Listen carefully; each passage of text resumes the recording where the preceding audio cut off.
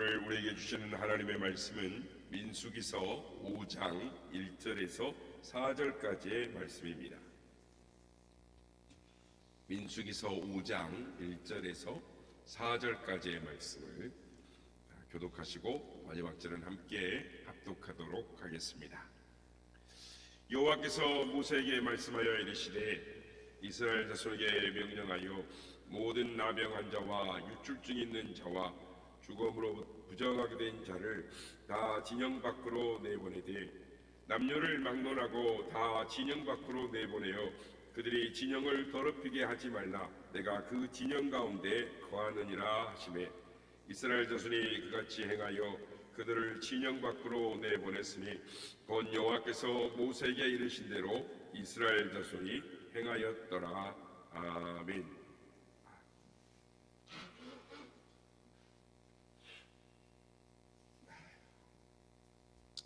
할렐루야. 오늘도 우리 예배 가운데 함께 하신 주님을 찬양합니다. 민수기는 우리가 이제 지난 시간에 쭉 살펴보는 것처럼 이스라엘 백성들이 가나안을 향하여 이제 행군하는 이 광야 생활을 그린 이야기입니다. 그러니까 200만 명이 넘는 이스라엘의 남녀노소가 섭씨 40도가 넘는 이 낮 고온에 그리고 또 영하 20도로 이렇게 떨어지는 이 밤의 추위를 이기면서 이 텐트 하나를 가지고 거기를 이동한다라는 것은 정말 힘든 일입니다. 보통 일이 아닌 것이죠. 뿐만 아니라 이 주위의 이방 족속들과 전쟁을 하면서 경계를 서면서 이렇게 앞으로 진행해 나간다는 것은 정말 어려운 일이었습니다. 그런데 성경에서 우리에게 말씀하시는 것은 염려하지 말라는 것입니다. 그 힘든 광야길을 갈 때에 하나님께서 이스라엘 백성들과 동행하시듯이 하나님은 우리 인생길 가운데 우리와 동행하시고 우리를 보호하시고 승리의 길로 인도하신다라는 것입니다. 시내산을 출발하기 전에 하나님은 이스라엘 백성들을 군대로 만드셨습니다. 인구조사를 통해서 부대를 조직하고 또 지휘관도 세우고 또 진영을 하는 군기를 세웠죠.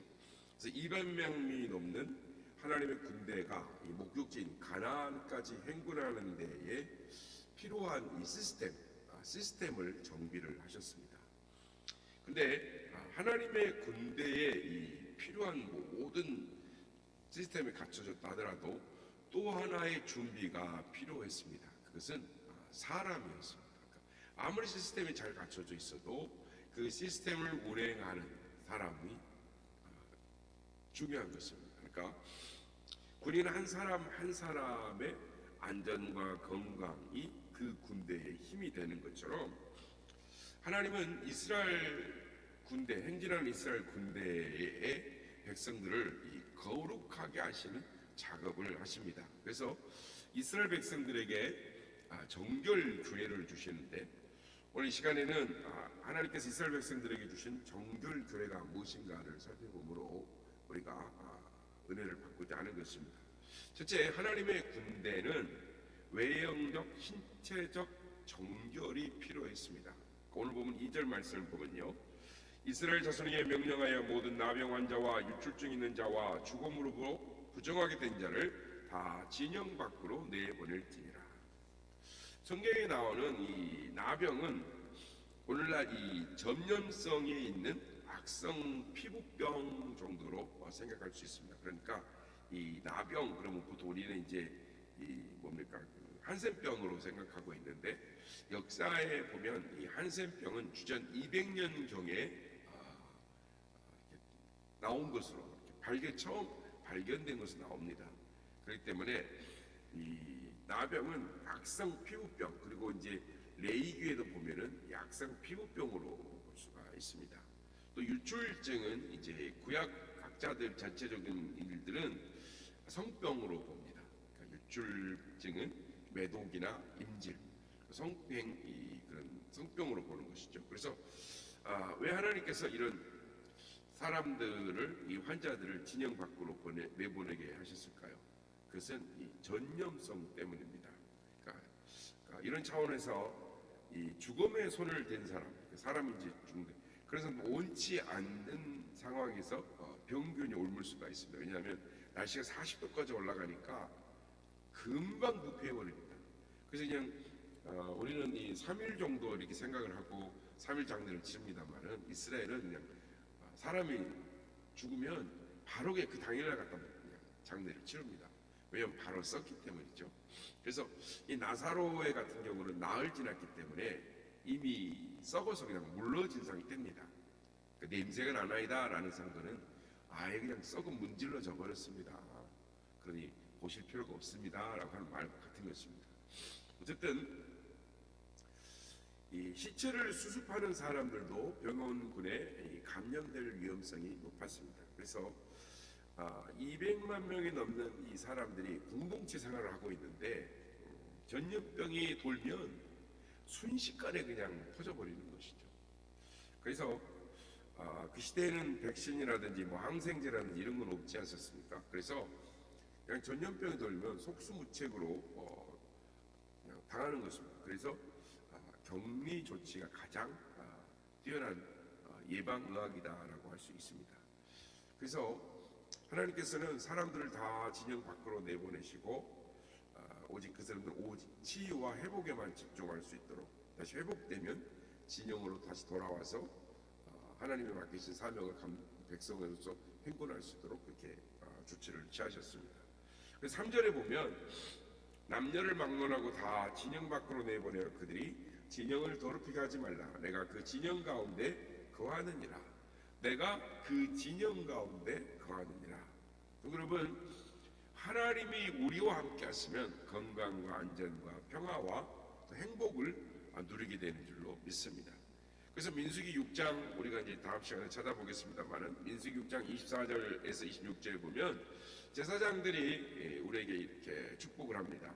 여호와는 내게 복을 주시고 너를 지키시길 원하며 여호와는 얼굴을 내게 비추사 은혜 베푸시길 원하며 여호와는 그 얼굴을 내게로 향하여 드사 평강 주시기를 원하노라. 바라기는 하나님께서 하나님과 동행하는 성도들에게 주시는 그 복, 은혜, 평강을 온전히 누리는 우리 모두가 되시길 예수님의 이름으로 축복합니다.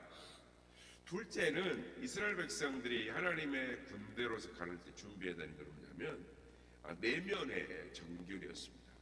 그러니까 하나님이 그 안에 거하시기 때문에 외적인 정결도 중요하지만 내적인 정결. 그래서 오늘 보면 6절, 7절, 그러니까 10절까지 내용인데 6절, 7절을 보면 이스라엘 자손에게 이르라 남자나 여자나 사람이 범하는 죄를 범하여 여호와께 거역함으로 죄를 지면 그 죄를 자복하고 그 죄값을 온전히 갚되 5분의 1을 더하여 그가 죄를 지었던 그 사람에게 돌려줄 것이요. 여기서 이제 사람들이 범하는 죄라고 이제 이렇게 적어져 있는데요.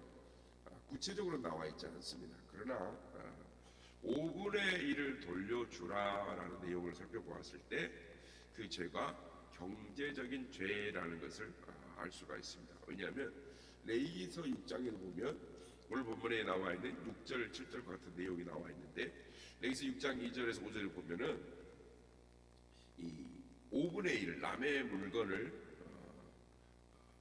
도적질하거나 그러니까 전당포를 잡히거나 또는 뭘 할 때 속여 팔거나 또는 남의 잃은 물건을 주워가지고 또는 헤매는 짐승을 주워가지고 내 거다 하고 딱 감추는 거죠. 그랬을 경우에 그 죄가 있는데 부지 중에 지은 죄라도 어쨌든 갚을 때는 5분의 1을 더해서 갚으라. 보통 이 여호와께 이제 신실하지 못해서 범하는 죄는 그러니까 이웃에 맡긴 물건이나 전당물을 속이거나 또는 남의 물건을 속여서 취하거나 주운 물건을 돌려주지 않거나 착취하고도 안 했다고 거짓말한 거나 이것이 이제 드러나지 않는 죄를 말하는 겁니다. 혼자만 아는 죄죠. 근데 원래 이제 도둑질은 4배에서 5배를 갚도록 되어져 있습니다. 그런데 드러나지 않는 것도 4배가 아니고 이제 드러나지 않는 것은 5분의 1을 해서 즉 20% 그러니까 이자처럼 더해서 갚으라. 이 무슨 말이냐면 왜 5분의 1만 갚으라고 했냐면 양심에 거슬리는 일은 자기만 아는 거죠. 그것도 자발적으로 회개하고 하나님께로 나아오기를 원하는 하나님의 마음인 것이죠. 그래서 하나님은 우리가 스스로 회개하기까지 기다려 주십니다. 그래서 1절부터 4절까지는 외면의 정결이라면 5절부터 10절까지는 속사람, 즉 내면의 정결을 말하는 것입니다. 그래서 그리스도인은 외적으로뿐만 아니라 내적으로 정결합니다. 세상 사람들이 도덕적으로 정결하면 우리 그리스도인은 윤리적으로 그리고 양심적으로도 깨끗하고 정결한 삶을 살아야 한다라는 것입니다. 그러니까 사막의 교부들이라는 책에 보면은 4세기에 이제 교부들 이야기들이 많이 나오는데 그 중에 난쟁이 수도사 존이라는 사람 이야기가 나옵니다.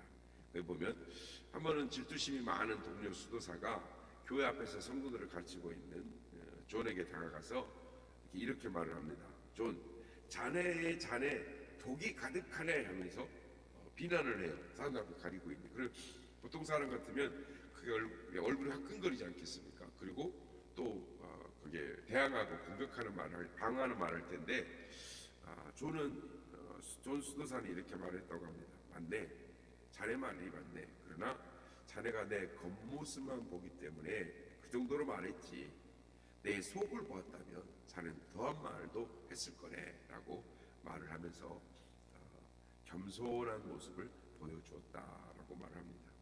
그렇습니다.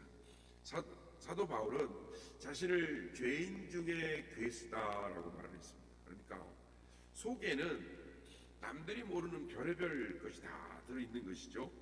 이것을 사도 바울은 잘 알기에 고린도서에서 이렇게 말합니다. 우리의 겉사람은 낡아지나 우리의 속사람은 날로 새로워지도다. 그래서 우리는 날로 새로워져야 할 사람들인 것입니다. 날로 새로워지기를 위하여 자신을 돌아보는, 이 말씀 앞에서 자신을 돌아보는 거룩한 몸춤이 필요한 것입니다. 그렇습니다. 우리가 오늘도 이렇게 매일매일 새벽에 나와서 우리가 말씀하시는 하나님 앞에 그 음성에 귀를 기울이는 것이 매일매일 우리 속사람이 거룩해지고 성숙해져가는 그러한 거룩한 몸춤의 시간들인 것입니다. 하나님은 시간이 지나갈수록 우리 속사람이 더 정결해지고 그리스도의 모양으로 성화되어 가지는 우리 모두가 되실 주의 이름으로 축복합니다. 마지막으로 건강한 부부 생활이 이스라엘 군대의 힘이다라고 말씀합니다. 그래서 11절부터 31절까지의 내용인데 이 광야를 행진하는 하나님의 군대 이스라엘에서 이 개인의 삶의 정결 또 내면의 정결뿐만 아니라 뭐가 중요했냐면 정결한 부부 생활이 또 하나의 중요한 기초다라고 말씀합니다. 그렇습니다. 가정은 사회 구조의 가장 기본 구성 요소이고 사회를 떠받치는 마지막 보루이기 때문인 것입니다. 그래서 가정의 1차적 관계는 부모와 자녀의 관계가 아니라 부부 관계인 것입니다. 부부 생활이 건강하면 건강 가정입니다. 그러니까 부부 관계는 지극히 사적이면서도 지극히 사회에 막대한 영향력을 미치는 이 공적인 것이기도 합니다. 그래서 민수기에서는 부부 관계를 신의를 지키는 삶을 살아라라고 말합니다. 그 중에 순결을 말하는데요. 오늘 보면 12절에 보면 간음을 신의를 저버리는 것이다라고 합니다. 그래서 부부간의 신의를 저버리면 가정이 무너지고 부부 관계의 그 신뢰가 중요하다라는 것을 말합니다. 그래서 하나님께서는 오늘 본문을 통해서 광야로 진군해 가는 이스라엘 군대, 즉 하나님의 백성들에게 하나님과 동행하는 삶의 조건이 무엇이냐? 그것은 외적, 신체적 정결, 내면적 정결뿐만 아니라 가정의 순결을 말씀합니다. 그래서 이 가정의 순결이 공동체를 보호하고 안전하고 든든한 공동체로 세워간다라는 것입니다. 그러므로 우리가 그리스도인들의 가정은 부부관계는 신의와 깨끗함과 거룩함으로 그리고 부부관계는 개인적인 내밀한 거지만 그러나 또한 가정을 사회를 떠받치는 공적인 그런 기능이 있음을 깨닫고 하나님의 말씀 안에서 바로 세워져가는 우리가 되어야 될 줄로 믿습니다.